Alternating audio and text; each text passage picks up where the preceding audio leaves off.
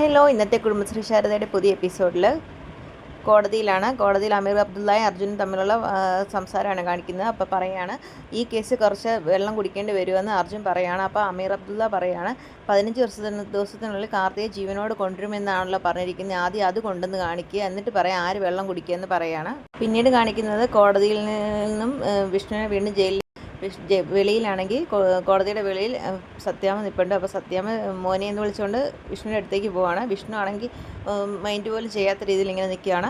അപ്പോഴേക്കും കുറച്ച് സമയം കഴിയുമ്പോഴേക്കും ശാലിനി വന്ന് വിഷ്ണുവേട്ടാന്ന് വിളിക്കും. അപ്പോഴേക്കും വിഷ്ണു സ്നേഹത്തോടെ സഹതാപത്തോടും കൂടി ശാലിനിയെ നോക്കിക്കൊണ്ട് പറയാണ്, എന്നെ പുറത്തിറക്കാൻ വേണ്ടി ഒരുപാട് ഓട്ടം ഓടുന്നുണ്ടല്ലേ എന്ന് പറയാണ്. അപ്പോൾ ശാലിനി പറയാണ്, അതിൻ്റെ കർത്തവ്യമാണ് വിഷ്ണുവേട്ട, അത് ഞാൻ നിർവഹിക്കുക തന്നെ ചെയ്യും. ഇതിന് പ്രത്യുപകാരമായി തരാനായിട്ട് എൻ്റെ അടുത്ത് സ്നേഹം മാത്രമേ ഉള്ളൂ, ആ സ്നേഹം പോലും ഇപ്പം ചങ്ങലയ്ക്കുള്ളില്ല എന്ന് വിഷ്ണു പറയാണ്. അപ്പോഴേക്കും ശാലിനി പറയാണ്, ആ ചങ്ങല പൊട്ടിച്ചെറിയാൻ വേണ്ടിയല്ലേ വിഷ്ണുവേട്ടാ ഞാൻ ഇത്രയ്ക്ക് ഓടുന്നത്, ഇത്രത്തോളം ആയില്ലേ, ഇതെല്ലാം വേഗം കഴിയും, കാർത്തിക ജീവനോടുണ്ടെന്ന് നമ്മൾ കാർത്തികയല്ല മരിച്ചിട്ടുള്ള വേറെ ആരോ ആണെന്നുള്ള കാര്യം നമ്മൾ തെളിയിക്കുമെന്ന് പറയാണ്. അപ്പോൾ വിഷ്ണു പറയണം, വിധിയൊക്കെ എൻ്റെ കൺമുന്നിൽ കാണുന്നുണ്ട് ശാലിനി, തന്നെ എനിക്ക് വിശ്വാസമാണ്, താൻ എപ്പോഴും പറയത്തില്ല എന്നെ ആർക്കും വിട്ടുകൊടുക്കത്തില്ലെന്ന്, ആ ഒരു വിശ്വാസത്തിലാണ് ശാലിനി എന്ന് പറയും. അപ്പോൾ സത്യാമ്മ ഇങ്ങനെ ശാലിനിയെ ഒരുമാതിരി രീതിയിൽ നോക്കുന്നൊക്കെയുണ്ട്.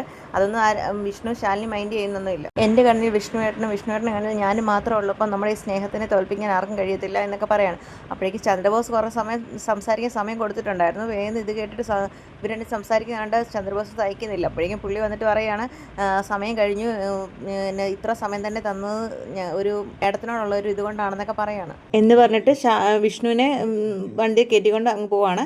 അപ്പോഴേക്കും സത്യാമ്മ ഇങ്ങനെ വിഷമിച്ച് പോലെ നിൽക്കുന്ന കാണുമ്പോഴത്തേനും ശാലിനിക്ക് ഇത് കാണുമ്പോൾ ഒരു വിഷമമാണല്ലോ. ശാലിനി പറയാണ്, സത്യാമ്മയെ വിഷ്ണുവേട്ടൻ ഇപ്പോഴത്തെ അവസ്ഥ വിഷ്ണുവേട്ടനെ മനസ്സിലാകത്തുള്ളൂ, അതെല്ലാം മാറി സത്യാമ്മയോടുള്ള സ്നേഹം എന്തായാലും വിഷ്ണുവേട്ടനും പോകത്തില്ല എന്നുള്ള രീതിയിലൊക്കെ പറയുമ്പോഴത്തേനും സത്യാമ്മയാണ് ശാലിനിക്ക് നേരെ മോഹൻ തിരിച്ചങ്ങ് കയറിപ്പോവാണ്. രോഹിത് വന്നിട്ട് ചോദിക്കുകയാണ്, ശാലിനി ഇനിയുള്ള 15 ദിവസം നമ്മൾ എന്തോ ചെയ്യും, എങ്ങനെയായാലും കാർത്തിയെ കൊണ്ടുവരണ്ടേന്ന് പറയുകയാണ്. അപ്പോഴത്തേനും എല്ലാം ഈശ്വരനിലാണ് രോഹിത്തെ, എന്തായാലും വിഷ്ണുവേട്ടനെ രക്ഷിച്ചേ പറ്റത്തുള്ളൂ, ശാലിനി കാർത്തിയെ ഏത് മാളത്തിൽ ഒളിപ്പിച്ചിട്ടുണ്ടെങ്കിലും ഞാൻ കൊണ്ടുവരിക തന്നെ, വിഷ്ണുവേട്ടനെ പുറത്താക്കാതെ എനിക്കിനി വിശ്രമമില്ല രോഹിത്തേന്ന് പറയാണ്. കാരണം എനിക്ക് വിഷ്ണുവേട്ടൻ വേണം എൻ്റെ ജീവിതത്തിൽ എന്ന് ശാലിനി പറയാണ്. വിഷ്ണുവിനെ സ്റ്റേഷനിലേക്ക് കൊണ്ടുവന്ന് ഇറക്കിയിരിക്കുകയാണ്. ചന്ദ്രബോസും വിഷ്ണു മറ്റു പോലീസുകാരൊക്കെ ഉണ്ട്. വിഷ്ണുവിനെ കൈവേലങ്ങൊക്കെ അണിയിച്ചാണ് വന്ന് ഇറക്കിയേക്കുന്നത്. അപ്പോഴേക്കും ഒരു കാറിൽ മധുശ്രീ വന്നിറങ്ങുകയാണ്. എന്നിട്ട് മധുശ്രീ ഇങ്ങനെ ഓരോ കാര്യങ്ങളൊക്കെ ഇങ്ങനെ ആലോചിക്കുന്ന പോലൊക്കെ കാണിക്കുകയാണ്. അപ്പോഴേക്കും ചന്ദ്രബോസ് പറയാം, എന്തോ ഒരു കാര്യങ്ങൾ ആലോചിക്കുന്നുണ്ട്, നീ ആരെ ജയിലിൽ കയറ്റാനാണോ ഇവിടെ പുറപ്പാട്, എന്തായാലും ഇവിടെ കൂട്ടത്തിൽ നിന്നേക്കാം എന്നുള്ള രീതിയിലൊക്കെ ചന്ദ്രബോസ് പറയാണ്. എന്തായാലും കൂട്ടത്തിൽ നിന്നേക്കാം, അല്ലെ എനിക്ക് പണി കിട്ടും എന്നുള്ള രീതിയിൽ പറയാണ്. അപ്പോഴേക്കും മധുശ്രീ ഇങ്ങനെ പറയാണ്, നായകൻ കാരാഗ്രഹത്തിൽ നായിക പുറത്തും എന്ന് പറയാണ്. അപ്പോഴേക്കും ചന്ദ്രബോസ് ചോദിക്കും എന്താണെന്ന് ചോദിക്കുമ്പോൾ ഒന്നും ഇല്ലെന്ന് പറയും. അപ്പോഴേക്കും ചന്ദ്രബോസ് മധുശ്രീയുടെ മുന്നിൽ വെച്ച് വിഷ്ണുവിനെ നേരെ പറയാടാ, 15 ദിവസത്തിനുള്ളിൽ കാർത്തികയെ കൊണ്ടുവരുമെന്നാണ് പറഞ്ഞേക്കുന്നത്, എല്ലാ പഴുതുകളും അടച്ചിട്ടുള്ള മാസ്റ്റർ എഴുതിയേക്കും ഈ ചന്ദ്രബോസ്, ഈ കളിയിൽ ആര് ജയിക്കുമെന്ന് അറിയാവുന്ന ശാലിനിയോട് അവിടങ്ങനെ അനങ്ങാതിരിക്കാൻ പറ, ചുമ്മാ ആവശ്യമില്ലാത്ത പരിപാടിക്ക് കയറണ്ട എന്നുള്ള രീതിയിൽ ഇതിനകത്ത് എന്തെന്ന് പറഞ്ഞാൽ ഇവരെ ജയിക്കത്തുള്ളൂ എന്നുള്ള 100% വിശ്വാസത്തിൽ എന്ന രീതിയിലാണ് ചന്ദ്രബോസ് സംസാരിക്കുന്നത്. വിഷ്ണു ചോദിക്കും, അപ്പോൾ ഇതൊരു ഗെയിം ആണല്ലേ എന്ന് പറയും. അപ്പോൾ പറയാം, ഗെയിം തന്നെയാണ്, നേരത്തെ നിശ്ചയിച്ച രീതിയിൽ തന്നെയാണ് ഗെയിം മുന്നോട്ട് പോകുന്നത് എന്നുള്ള രീതിയിലൊക്കെ പറയാം. അപ്പോഴേക്കും പറയാണ്, ഈ ഗെയിമിൽ ജയിക്കുന്ന ഒരു പക്ഷമേ ഉള്ളൂ, നിർഭാഗ്യമെന്ന് പറയട്ടെ, ആ ഗെയിമിൽ ജയിക്കുന്ന ഞങ്ങളുടെ പക്ഷത്തുള്ള ആൾക്കാരാണെന്നുള്ള രീതിയിലൊക്കെ പറയാണ്. ചന്ദ്രബോസ് 100% ജയിക്കുന്ന രീതി തന്നെയാണ് പറയുന്നത്. അപ്പോഴേക്കും വിഷ്ണു പറയാണ്, എന്തായാലും കളിക്കാൻ ഇറങ്ങിയതല്ലേ, അപ്പം നമുക്ക് നോക്കാം ആരാ ജയിക്കുന്നത് എന്നുള്ള രീതിയിലൊക്കെ പറയണം. അപ്പോഴേക്കും പറയാം, എന്താന്ന് പറഞ്ഞാലും കളി തുടങ്ങിയിരിക്കുന്നില്ലേ, കളി കാണുന്നവരല്ലേ അതിൻ്റെ വിജയവും പരാജയവും പറയേണ്ടത്, കാണികളല്ലേ എന്നുള്ള രീതിയിലൊക്കെ വിഷ്ണു പറയാണ്. ചന്ദ്രബോസ് 100% വിശ്വാസത്തിലാണ്, എടാ കള്ളക്കളി കളിച്ചാൽ പോലും നീ ജയിക്കത്തില്ലാത്ത ആ ഒരു ഇതിൽ കിട്ടുന്ന ശിക്ഷയും മേടിച്ച് മിണ്ടായിരുന്നാൽ പോരെ എന്നൊക്കെയുള്ള രീതി വിഷ്ണുവിനോട് അങ്ങ് പറയാണ്. അങ്ങനെ വിഷ്ണുവും ചന്ദ്രബോസും തമ്മിൽ ഒരു വെല്ലുവിളി പോലെ രണ്ടുപേരും മത്സരിച്ച് അങ്ങോട്ടും ഇങ്ങോട്ടും ഓരോ കാര്യങ്ങൾ പറയാം. എങ്ങനെയും വിഷ്ണുവിൻ്റെ വായിൽ നിന്ന് എന്തെങ്കിലുമൊക്കെ വീഴ്ത്തുക എന്നുള്ളതാണല്ലോ ചന്ദ്രബോസിൻ്റെ മെയിൻ പ്രധാനപ്പെട്ട കാര്യം. ഇത്രയും പറഞ്ഞിട്ട് വിഷ്ണു ഒരു ഗോസ്ത്രീ ഇല്ലെന്ന് പറഞ്ഞപ്പോൾ ചന്ദ്രബോസിന് അങ്ങ് ദേഷ്യം വരുമോ, എടോ ഇവനെ പിടിച്ചുകൊണ്ട് പോയി ജയിലിൽ പോട്ടോ എന്നുള്ള രീതിയിൽ പോലീസുകാരോട് പറയുകയാണ്. വിഷ്ണുവിൻ്റെ വായിൽ നിന്ന് എന്തെങ്കിലും വീണ്ടും വേണം ഇവർക്ക് അത് വെച്ച് കയറി പിടിക്കുക എന്നുള്ള രീതിയിലാണ് ഇവർ വീണ്ടും സംസാരിക്കുന്നത്. അപ്പോഴേക്കും വിഷ്ണുവിനെ പിന്നെ കൊണ്ട് ജയിലിൽ പൂട്ടുകയാണ്. അതിൽ നിന്ന് ഒരു പോലീസുകാരൻ വന്നിട്ട് പറയാണ്, ചന്ദ്രബോസ് സാർ പറഞ്ഞൊന്നും കാര്യമാക്കണ്ട, കാശുണ്ടെങ്കിൽ നല്ലൊരു വക്കീലിനെ വെച്ചാൽ പുറത്തിറങ്ങുകയൊക്കെ ചെയ്യാൻ പറ്റുമെന്നുള്ള രീതിയിൽ നല്ലൊരു പോലീസുകാരൻ വന്ന് സംസാരിക്കുന്നൊക്കെയുണ്ട്. പിന്നീട് മധുശ്രീയും ചന്ദ്രബോസും വീണ്ടും ഇങ്ങനെ ഓരോരോ കാര്യങ്ങൾ ആലോചിച്ചുകൊണ്ടിരിക്കുകയാണ്. എങ്ങനെ ശാലിനിയെ പൂട്ടിയില്ലെങ്കിൽ കാർത്തിയെ കൊണ്ടുവരുമെന്നുള്ള രീതി ഇവർക്ക് 100% ഉറപ്പായിരിക്കുകയാണ്. ശാലിനി തുനിഞ്ഞിറങ്ങിയിട്ടുണ്ടെങ്കിൽ അതിന് ഉറപ്പായിട്ടും റിസൾട്ട് കിട്ടുമെന്ന് ഇവർക്കറിയാമല്ലോ.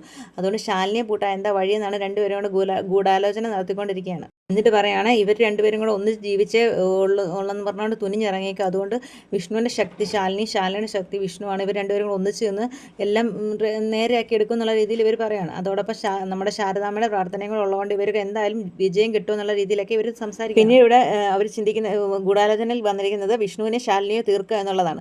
അപ്പം അത് വിഷ്ണുവിനെ തന്നെ തീർക്കാനായിരിക്കും ഏറ്റവും എളുപ്പം. കാരണം വിഷ്ണു നമ്മുടെ ഇവിടെ തന്നെ ജയിലിൽ തന്നെ ഉണ്ടല്ലോ എന്നുള്ള രീതിയിലൊക്കെ ചന്ദ്രബോസ് പറയാണ്. വിഷ്ണു തീർന്നിട്ടുണ്ടെങ്കിൽ ശാലിനി നൂല് പൊട്ടി പട്ടം പോലെ ഇങ്ങനെ ഓടി നടക്കും എന്നുള്ള രീതിയിലൊക്കെ ഇവരങ്ങ് സംസാരിക്കുകയാണ്. എന്നിട്ട് ചന്ദ്രബോസിന് ഇത് ചെയ്തുകൊണ്ടുള്ള ഗുണം എന്തായിരിക്കും എന്ന് പറയുമ്പോൾ വീട് പണിയൊക്കെ നടന്നുകൊണ്ടിരിക്കുക. സുസ്മിത ജയിലിൽ പോയി കഴിഞ്ഞാൽ പിന്നെ എനിക്ക് ഒന്നും കിട്ടാനില്ല, അതുകൊണ്ട് എന്തെങ്കിലും കാര്യമുള്ള കാര്യമാണെങ്കിൽ എന്നുള്ള രീതിയിലൊക്കെ പറയാം. അപ്പോഴത്തേനും മധുശ്രീ പറയാണ് ഇത് നടത്തി തരുവാണെങ്കിൽ ചന്ദ്രബോസിൻ്റെ വീട് പണി ഫുള്ള് തീർത്ത് കൊടുക്കാമെന്ന് പറയുകയാണ്. അപ്പോഴേക്കും ചന്ദ്രബോസ് പറയുകയാണ് എന്നാൽ നീ ഏറ്റെടുത്തോ, ഉറപ്പിച്ചോ, വിഷ്ണുവിനെ ഞാൻ തീർത്തിരിക്കുക എന്നുള്ള രീതിയിൽ ഉള്ള സംസാരങ്ങളൊക്കെയാണ് പിന്നീട് നടക്കുന്നത്. അപ്പോൾ അവർ തീരുമാനിച്ചു എന്തായാലും വിഷ്ണുവിനെ കൊല്ലുക എന്ന്. എന്നിട്ട് പിന്നീട് കാണിക്കുന്ന ചന്ദ്രബോസിനെ വേറൊരു മുഖമുള്ള ചന്ദ്രബോസാണ്. കാരണം ഭയങ്കര സ്നേഹമാണ് വിഷ്ണുവിനോട്. വിഷ്ണു സാറിന് ഒരു കസേര ഇട്ട് കൊടുക്കുക, പിന്നെ വിഷ്ണു എന്ത് ഫുഡ് ചോദിച്ചാലും വാങ്ങിച്ചു കൊടുക്കണം, അത് ഏത് ഹോട്ടലിൽ നിന്ന് പറയുന്നിടത്തുനിന്ന് വാങ്ങിച്ചു കൊടുക്കണം, കൊതുക് തിരിക്ക് വെച്ച് നമുക്ക് കൊതുകൊന്നും ഇല്ലാതാക്കണം, അങ്ങനെയുള്ള രീതിയിലൊക്കെ പോലീസുകാരോട് സംസാരിക്കുക. അപ്പോൾ എല്ലാവരും ഇങ്ങനെ നോക്കി നിൽക്കും, ഇതെന്ത് പറ്റി, ഇത്ര നേരം വേറൊരു സ്വഭാവമായിരുന്നല്ലോ, ഇപ്പോൾ എന്തായി, ഗാന്ധിമാർക്ക് സ്വീകരിച്ചോ എന്നുള്ള രീതിയിലൊക്കെ ഇവർ നിൽക്കുക. എന്തായാലും വിഷ്ണുവിന് കാര്യം മനസ്സിലായിട്ടുണ്ട്. ഇത്രയും വേഗം ഈ ACP മാറണം എന്നുണ്ടെങ്കിൽ ഇതിനകത്ത് എന്തെങ്കിലും ഒരു അപകടം നടക്കുന്നുണ്ട്. നമ്മുടെ മധുശ്രീ വന്നിട്ട് പോയതിന് ശേഷമാണ് ഇങ്ങനത്തെ ഒരു മാറ്റം ഉണ്ടായത്. അപ്പോൾ എന്തെങ്കിലും ഒരു കാര്യം ഉണ്ടെന്നുള്ള രീതിയിൽ വിഷ്ണുവിന് അത് അപകടം മനസ്സിലാക്കുന്നുണ്ട്. അപ്പോഴേക്കും വിഷ്ണുവിനോട് തന്നെ പറയുവാണ്, എടാ നീ എന്നെ വിശ്വസിക്കത്തില്ലായിരിക്കും, ഞാൻ എന്താ ഇങ്ങനെ മാറിയെന്ന് വിശ്വസിക്കത്തില്ലായിരിക്കും എന്നുള്ള രീതി വീണ്ടും ചന്ദ്രബോസ് സംസാരിക്കുകയാണ്. എന്നിട്ട് പറയുകയാണ്, ഞാൻ വേറൊന്നും കൊണ്ടുമല്ല, കളക്ടറെ മനസ്സ് ജീവനായിട്ട് കൊണ്ട് നടക്കുന്ന ഒരാൾക്ക് അത്യാവശ്യ സൗകര്യങ്ങൾ ചെയ്തു കൊടുക്കേണ്ട എൻ്റെ ഒരു കടമയാണ്, ഒരു പോലീസ് ഉദ്യോഗസ്ഥൻ എന്നുള്ള നിലയ്ക്ക് ഞാൻ ചെയ്തു തരേണ്ടതാണെന്നൊക്കെയുള്ള രീതിയിൽ ACP നല്ല തകർത്ത് അഭിനയിക്കുകയാണ്. അവിടെ നിന്ന് പോലീസുകാരോട് പറയുകയാണ്, വിഷ്ണുവിന് വെള്ളം വേണമെങ്കിൽ വെള്ളം കൊണ്ടു കൊടുക്കുക, എന്താ വേണ്ടതെന്നുള്ള ചെയ്തു കൊടുക്കുക എന്നുള്ള രീതിയിലൊക്കെ പറയുകയാണ്. ഇന്നത്തെ നമ്മുടെ സീരിയലിൻ്റെ പ്രൊമോ ഇവിടെ അവസാനിക്കുകയാണ്. പുതിയൊരു വീഡിയോ ആയിട്ട് പുതിയൊരു പ്രൊമോ ആയിട്ട് കാണാം. അതിന് മുന്നായിട്ട് നമ്മുടെ ചാനൽ സബ്സ്ക്രൈബ് ചെയ്യാത്തവരുണ്ടെങ്കിൽ ഒന്ന് സബ്സ്ക്രൈബ് സപ്പോർട്ട് ചെയ്യണേ. അടുത്തൊരു വീഡിയോ കാണാം.